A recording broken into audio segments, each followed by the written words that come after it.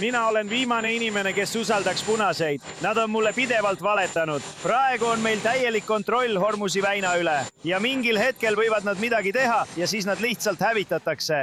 Vabandust, et ma naeran, aga asi on selles, et me oleme selles olukorras varemgi olnud. Esiteks, nad ei pea läbirääkimisi ja tegelikult vastupidi. Äkki ütleb režiim, et hakkab nõudma kompensatsiooni kahju eest, mida Ameerika Ühendriigid ja Iisrael sõja ajal tekitasid. Mida ameeriklased armastavad, mida iisraellased armastavad. Meile meeldib kasutada sõjalist jõudu kiiresti, tõhusalt ja asi ära teha. Iraaniga võideldes seda ei saavuta. Ja võib-olla Iraaniga Trumpil on õigus, kui ta ütleb, et see on kurnamissõda. Nad tegelikult teavad, et see ei ole jätkusuutlik.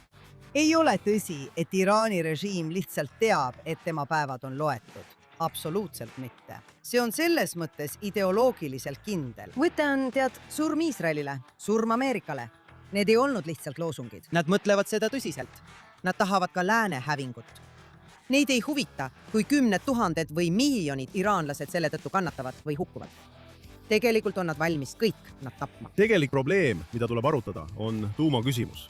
Ja me pole seda arutanud, sest esimest niinimetatud lihtsamat küsimust pole lahendatud. Ja väinad on maailma jaoks tohutu probleem, sest see mõjutab nafta hinda. Mis on tänane reaalsus? Väinad ei ole avatud.